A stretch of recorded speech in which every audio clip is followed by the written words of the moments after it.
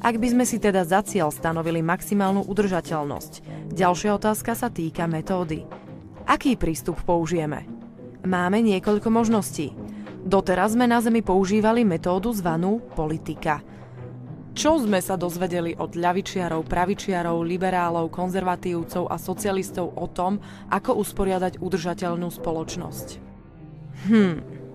Jedno veľké nič. No dobre, a čo náboženstvo? Nechal nám stvoriteľ návod, ako vytvoriť udržateľnú spoločnosť? Ja si na žiaden nespomínam. Čo nám teda ešte ostalo? Ostalo nám to, čo nazývame veda. Veda je jedinečná, pretože vyžaduje nielen to, aby jej myšlienky boli testovateľné a opakovateľné, ale všetky jej závery musia zároveň byť aj vyvrátiteľné. Inými slovami, na rozdiel od politiky a náboženstva, veda nemá ego a všetko, čo navrhne, sa môže nakoniec preukázať ako nesprávne. Preto sa veda ničoho nedrží a neustále sa vyvíja a mení. To sa mi zdá dostatočne prirodzené. Ak sa teda oprieme o súčasné vedecké poznatky na začiatku 21. storočia s cieľom dosiahnuť maximálnu udržateľnosť pre všetkých ľudí, ako vlastne začneme túto udržateľnú civilizáciu budovať? Prvá otázka je očividná. Čo potrebujeme na to, aby sme prežili? Odpoveď znie: zdroje planéty. Či už je to voda, ktorú pijeme, energia, ktorú využívame, suroviny, z ktorých vyrábame predmety a obydlia, planéta má celé spektrum zdrojov, z ktorých mnohé sú nevyhnutné na prežitie. Ak si toto uvedomíme, je nesmierne dôležité zistiť, čo máme k dispozícii a kde sa to nachádza. Potrebujeme spraviť prieskum. Jednoducho musíme lokalizovať a identifikovať každý zdroj na planéte a približne určiť, aké množstvo danej suroviny zdroj obsahuje. Vzťahuje sa to na náleziska medí, najvhodnejšie miesta na získavanie veternej energie, na zdroje pitnej vody, na množstvo rýb v moriach, aj na ornú pôdu, ktorú potrebujeme na pestovanie plodín.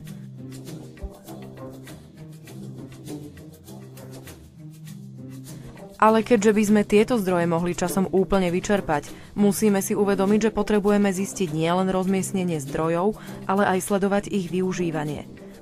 Musíme zabezpečiť, aby sa nám nikdy nevyčerpali. To by nebolo dobré. To znamená, že musíme sledovať mieru využívania rovnako ako mieru obnovy daného zdroja. Napríklad, ako dlho trvá, kým vyrastie strom, alebo kým sa obnoví prameň vody.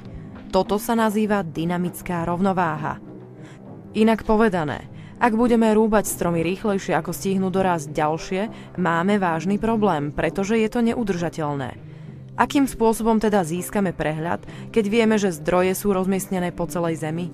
Máme obrovské bane na nerastné suroviny v Afrike, energetické zásoby na Strednom východe, možnosti získavania energie prílivu a odlivu na východnom pobreží Severnej Ameriky, najväčšie zásoby pitnej vody v Brazílii a tak ďalej. Stará dobrá veda ponúka riešenie aj na toto. Nazýva sa systémový prístup.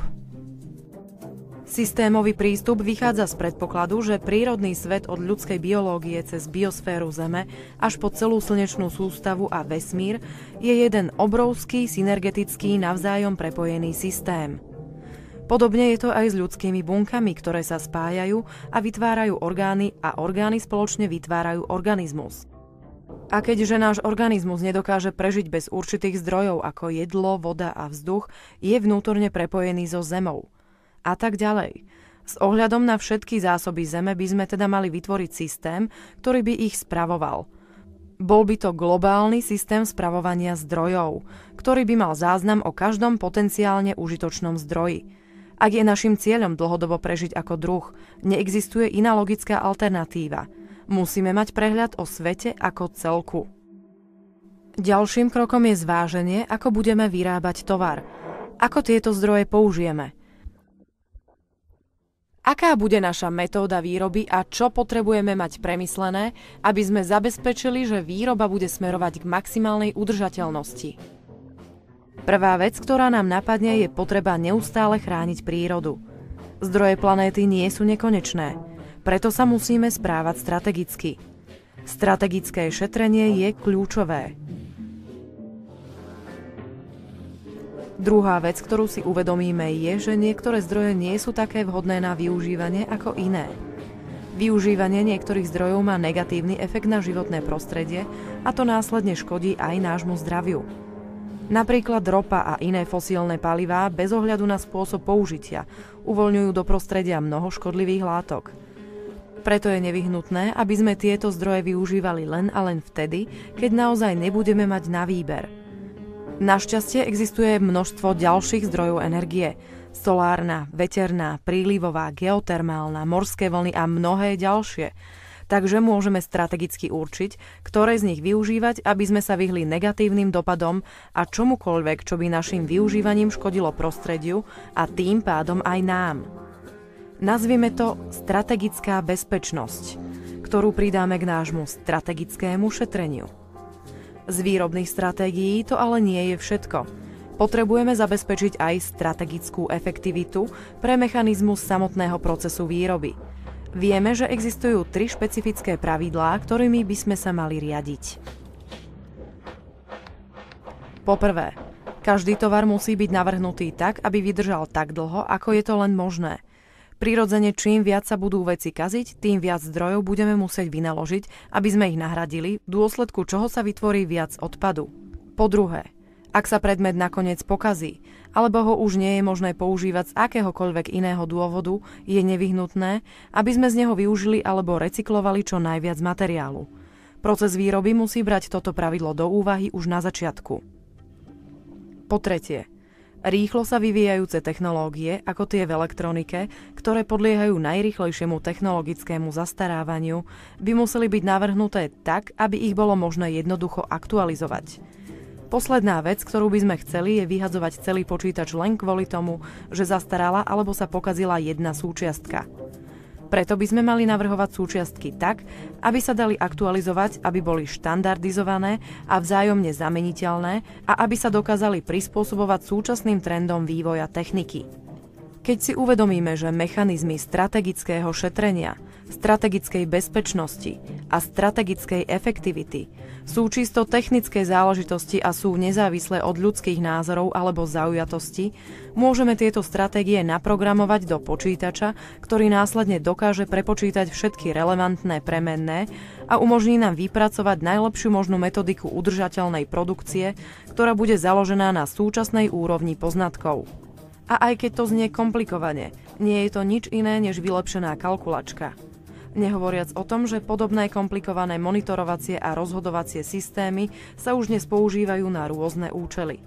Bola by to len otázka rozšírenia a prepojenia týchto systémov. Takže už máme nielen systém spravovania zdrojov, ale aj systém riadenia výroby. A oba sú ľahko automatizovateľné počítačmi za účelom maximalizovať efektivitu, šetrenie a bezpečnosť. V dnešnom informačnom veku nedokáže ani ľudská myseľ, ani skupina ľudí monitorovať všetko, čo je potrebné. Môžeme však na tento účel použiť počítače. Týmto sa dostávame k ďalšiemu bodu. Distribúcia. Aké udržateľné stratégie by sme mohli uplatniť v tejto oblasti?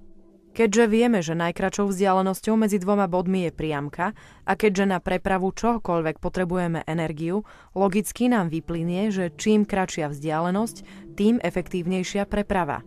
Výroba tovaru na jednom kontinente a jeho preprava na iný dáva zmysel len vtedy, ak nie je možné vyrobiť daný tovar v danej oblasti. V opačnom prípade je to nelogické a zbytočné. Výrobné procesy musíme správne umiestniť, aby bola distribúcia jednoduchá, rýchla a vyžadovala čo najmenej energie. Môžeme to nazvať stratégia blízkosti, čo znamená maximálne zmenšiť precestovanú vzdialenosť tovarov, či už ide o suroviny alebo o hotové výrobky. Samozrejme je dôležité vedieť, aké tovary prepravujeme a prečo ich prepravujeme. Toto spadá do kategórie dopytu. Dopyt je súhrn všetkého, čo ľudia potrebujú, aby boli zdraví a ich život bol kvalitný. Spektrum ľudských materiálnych potrieb siaha od životne dôležitých potrieb ako jedlo, čistá voda a prístrešie, až po spoločensky dôležité a rekreačné tovary, ktoré sú určené na relaxáciu a osobnú či spoločenskú zábavu, pričom oba z nich sú potrebné pre celkové osobné a spoločenské zdravie. Veľmi jednoducho preto zorganizujeme ďalší prieskum.